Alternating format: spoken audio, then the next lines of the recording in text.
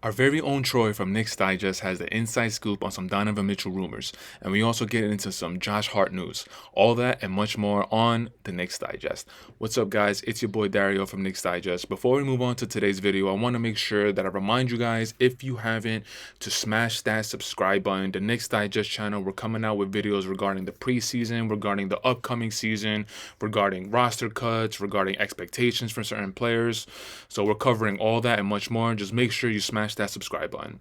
All right, guys, I'm not going to make you guys wait any further. We're going to move on to today's first topic.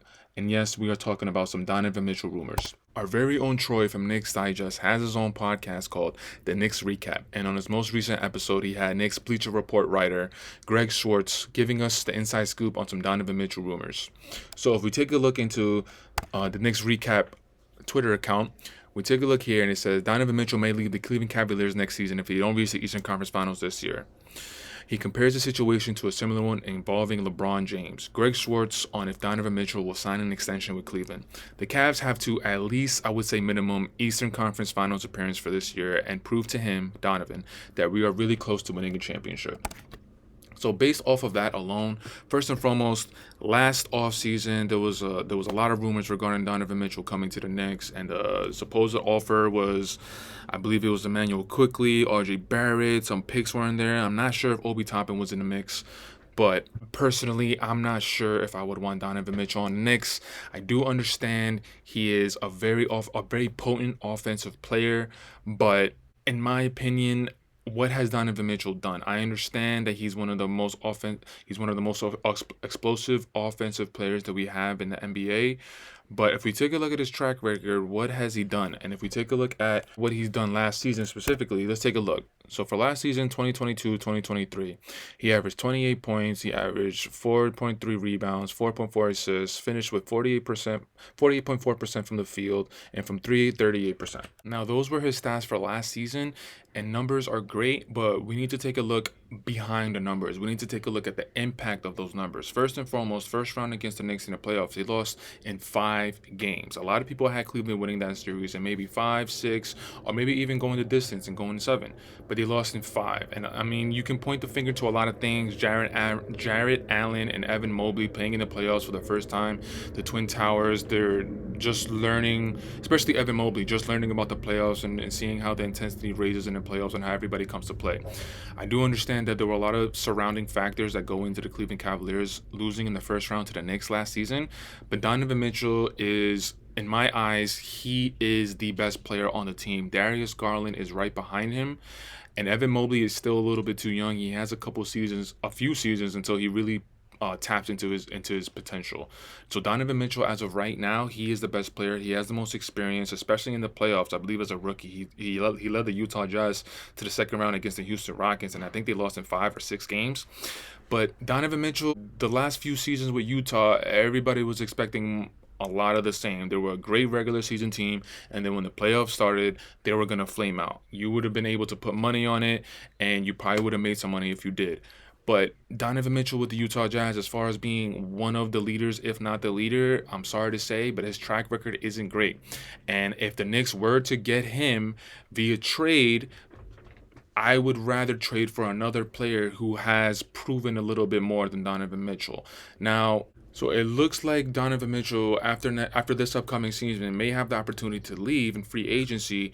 But if you take a look at if you take a look at the Twitter post, it says that if the only way that the Cleveland Cavaliers have a shot of keeping Donovan Mitchell, they need to prove to him that they can get to the Eastern Conference Finals, which in my opinion is not going to happen. So it looks like Donovan Mitchell is looking to leave, and through my eyes, unfortunately, his main team that he wants to come to is the New York Knicks, which I think will mess up whatever we got going on regarding Jalen, Julius, and RJ, Emmanuel Quickly. Like, we have a little chemistry, we have a little camaraderie going. If Julius Randle were to get traded this season because he's showing signs of a lot of the same stuff that he did in previous seasons, I would rather Julius Randle get traded for another player, maybe another player who's obvious. The NBA, it seems like every season there's always that one superstar or all-star player that becomes frustrated with his team, and then he talks to a reporter and he demands a trade mid-season. So it seems like a lot of NBA teams are doing that lately, where they're waiting to see which next all-star is going to become disgruntled with the team and is going to demand for a trade, which, side note, that's putting the NBA in a little peculiar situation, but that's a story for another day.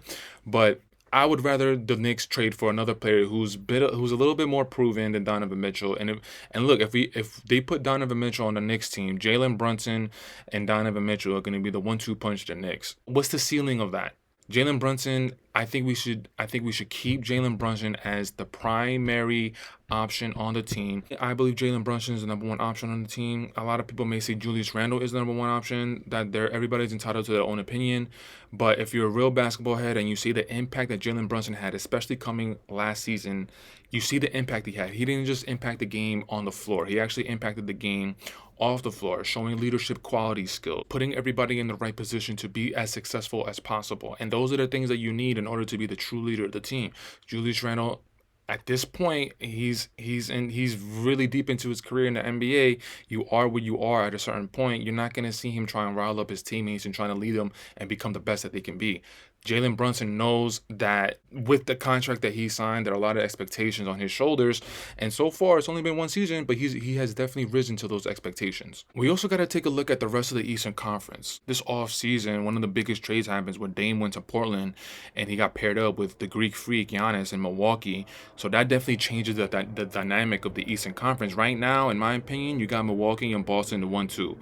And in order to get Dame to get to Milwaukee had to trade Jrue Holiday to Portland, and another Eastern Conference team that scooped up Jrue is actually the Boston Celtics. So that's another reason why the Eastern Conference, in my eyes, is going to run through those two teams. Miami, you can never sleep on. They're like the Michael Myers of the NBA. You could put them down as much as you want, but they're always going to find a way to get themselves back in the mix. Let's say by next season, Cleveland Cavaliers, again, they have another disappointing outing in the playoffs, and Donovan Mitchell demands to be traded, and he just leaves. If he comes to the Knicks, that still doesn't put the Knicks head and shoulders above everybody else. You're still going to have to deal with Dame and Giannis. You're still going to have to deal with Jrue, Jaylen Brown, and Jason Tatum. Jason Tatum and Jaylen Brown have been in the playoffs for the last, 5 seasons?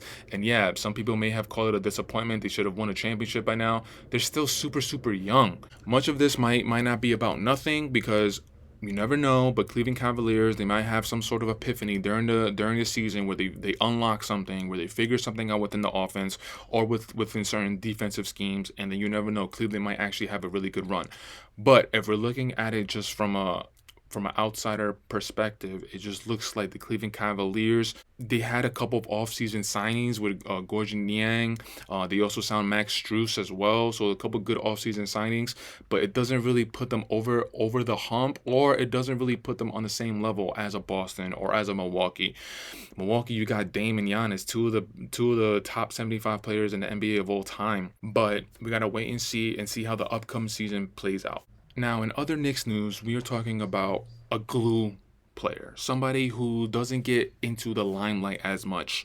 When a lot of people talk about the Knicks, they talk about Brunson, they talk about Randall, they talk about RJ, quickly. They're sad about Obi Toppin leaving.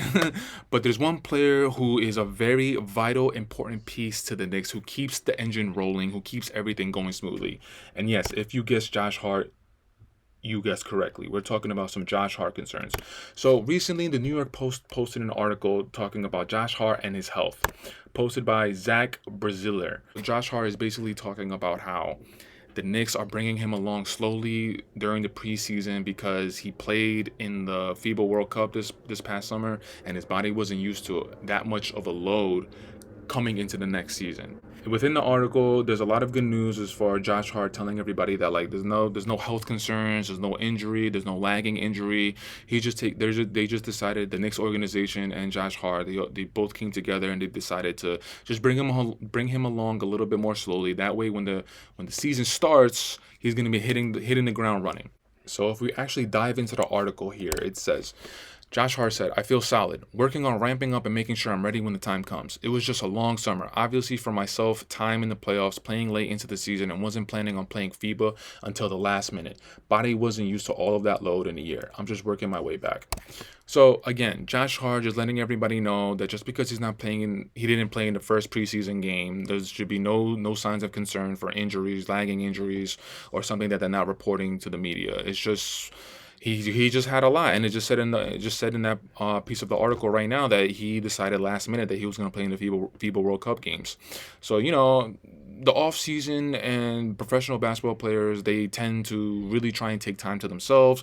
If it's a month or maybe a month and a half, they really need to take the time to themselves to recuperate, to rejuvenate, because for 82 games plus, if you make a deep run into the playoffs, which the Knicks did last season, you're playing with training camp is in September. And if you make a deep run into the playoffs, you could be playing until June. But the Knicks lost in the second round last year, so they played up until, I believe, May-ish, beginning or middle of May, and then they went home. So this all makes sense. There's no reason for concern. Everybody should chill out. We are going to be expecting Josh Hart to play during the season starts, and maybe even in the next preseason game. Recording this on a Friday night, the Knicks play tomorrow on a Saturday night, so we might see Josh Hart. But if not, now we know exactly why. We also got a quote from the coach, Tom Thibodeau, giving his opinion on Josh Hart being brought along slowly. If we take a look here, he did a little bit of practice. We didn't have a lot of contact today, so he was able to do most of that. Just looking at the conditioning where he is, he's in good shape, so I feel good about that. We just want to make sure he's as healthy as possible. So most of the stuff we're doing with him is more precautionary than anything else. All right, so the Knicks putting out some good news to the fans, letting everybody know that Josh Hart, they're bringing him along slowly. Shout out to our guy Troy for bringing us that inside scoop. The Donovan Mitchell rumors are probably going to go crazy, and the rumors are probably going to be swirling even during the season. So we're going to check all that out during the season.